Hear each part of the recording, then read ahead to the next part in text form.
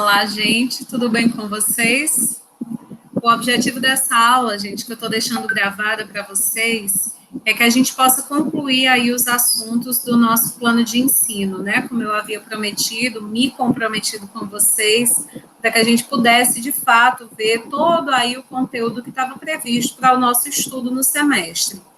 Então, no dia 2 de dezembro, próxima quarta-feira, eu vou estar online, eu vou aguardá-los, né, no Meet, mas eu não vou ministrar conteúdo novo, porque eu sei que em semana de AV2 fica muito complicado para vocês participarem das aulas síncronas, né? Eu sei que fica muita avaliação, muito trabalho para fazer, e aí fica difícil, né, de conseguir conciliar.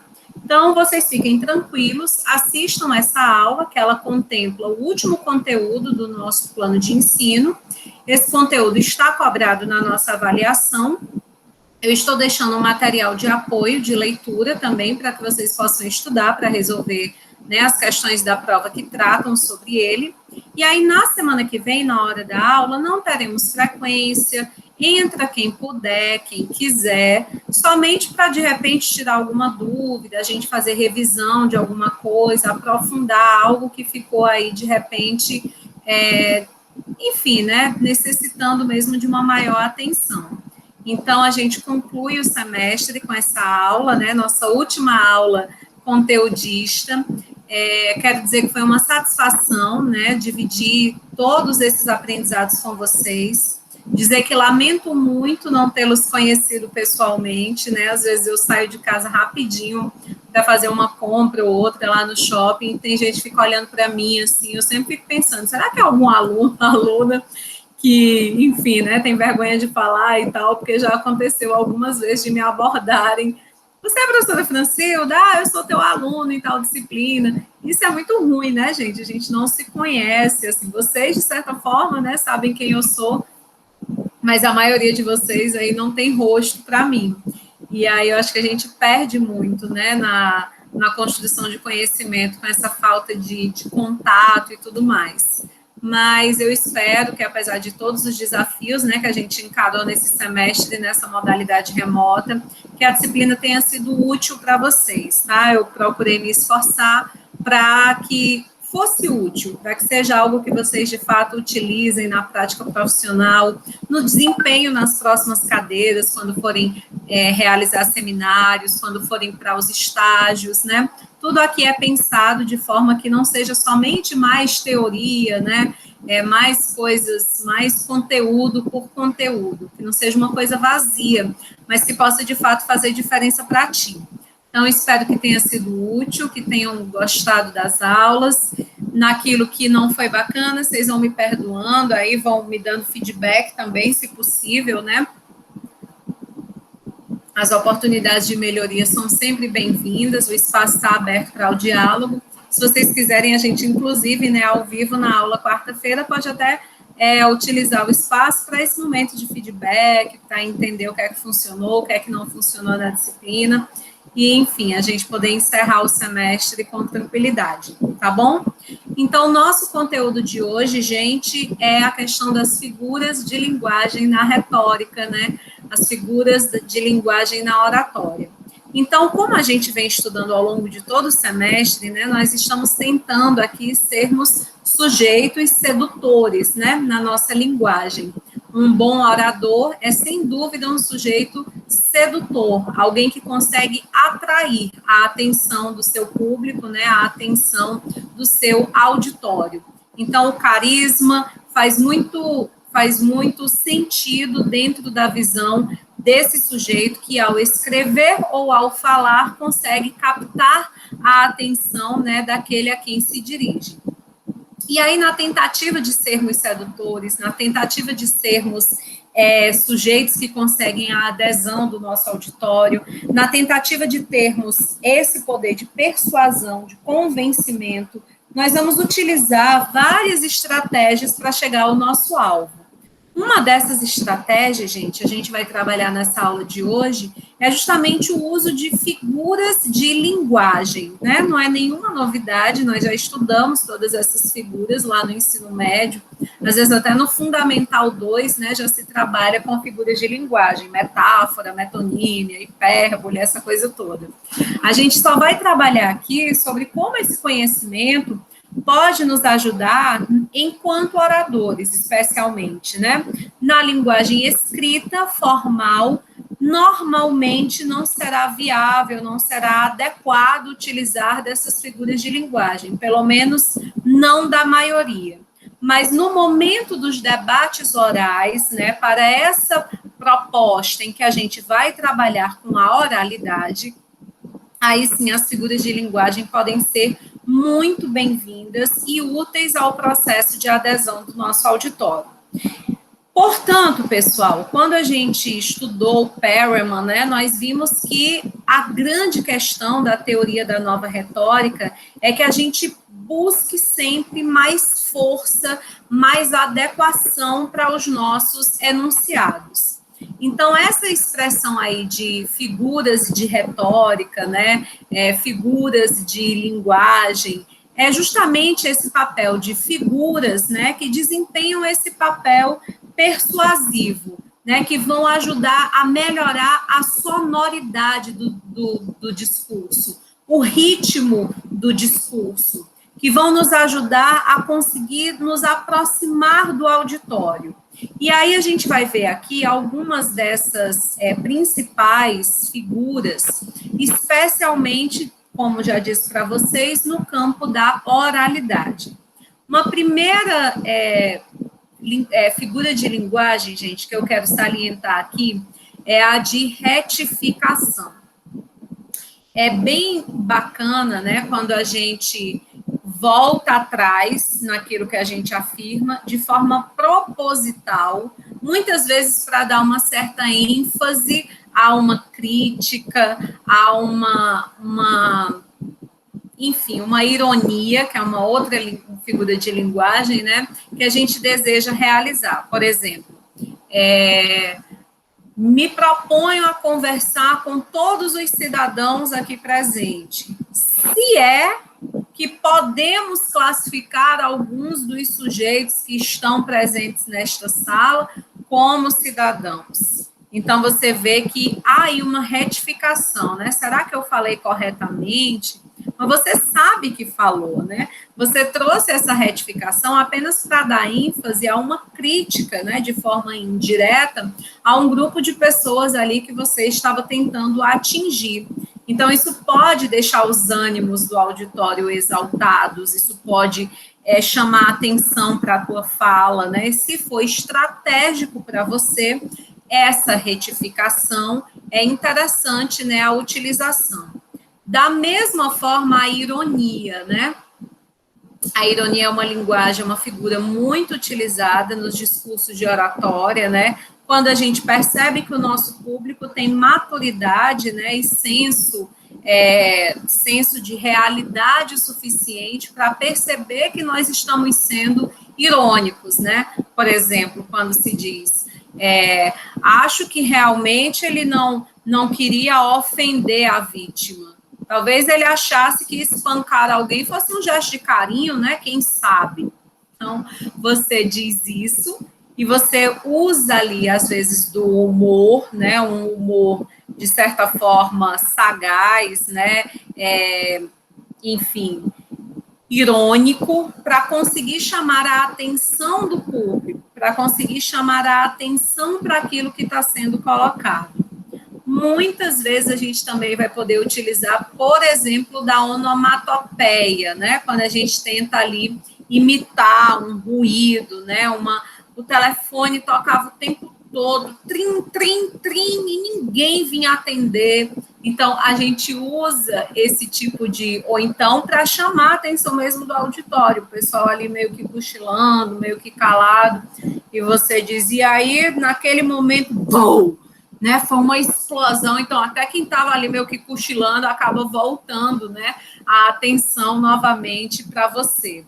Então, são figuras, como eu já disse para vocês, que a gente esteve utilizando e continua utilizando o tempo inteiro, mas que no discurso do orador pode fazer uma grandíssima diferença para o propósito mesmo da adesão, né? Uma citação, quando a gente se apoia no peso do que uma autoridade disse. Isso aqui vai ser fundamental, né? A citação, no caso dos discursos de autoridade, como a gente já estudou, né? Alguns dos tipos de discurso. Então, o discurso de autoridade, ele normalmente vai utilizar da citação. Citação que pode ser direta ou indireta, né? Citação direta é quando a gente copia igualzinho como está na obra, como está, enfim, né, no livro,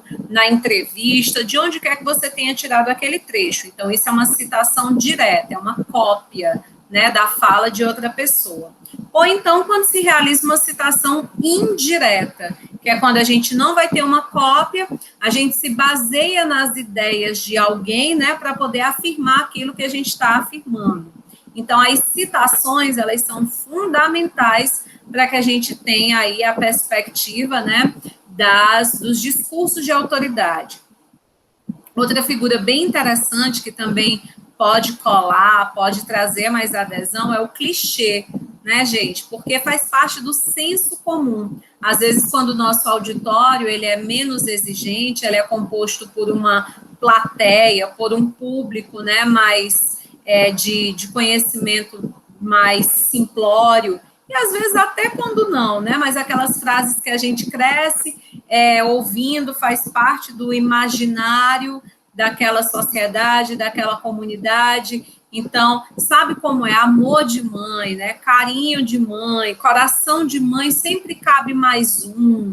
Então, são expressões que não têm qualquer tipo de comprovação científica, técnica, realmente não tem compromisso com a verdade, mas são clichês, né, muito conhecidos que naturalmente, por comporem aí o imaginário, né, por comporem o conjunto de representações daquela comunidade, pode sim nos ajudar a conseguir o resultado que a gente espera, que é o da adesão do nosso auditório. Uma outra questão assim interessante é a interrogação oratória. Ela é bem interessante também, que é a pergunta retórica, né? Quando a gente pergunta algo que a gente já sabe a resposta, né? Como se eu dissesse para vocês, perguntasse se vocês, afinal de contas, vocês não gostariam que a gente não fizesse uma AV2?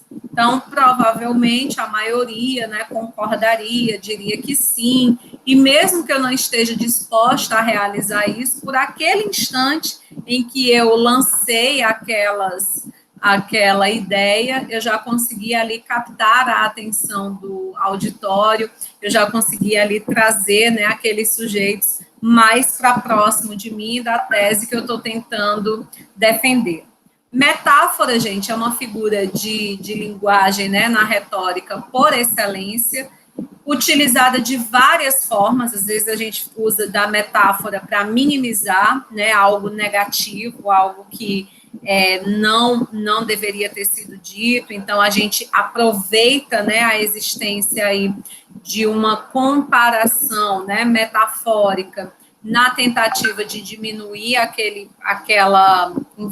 constrangimento, aquela inadequação, ou então, justamente, para conseguir reforçar, muitas vezes, argumentos do senso comum, né? Porque quando a gente está ali diante de uma metáfora, é diante de algo que a gente... amor é fogo que arde sem se ver. Né? Ela tem uma vontade de ferro, né? Claro que ela não está ali segurando ferro, não dá para pegar a vontade dela e transformar fisicamente nesse objeto.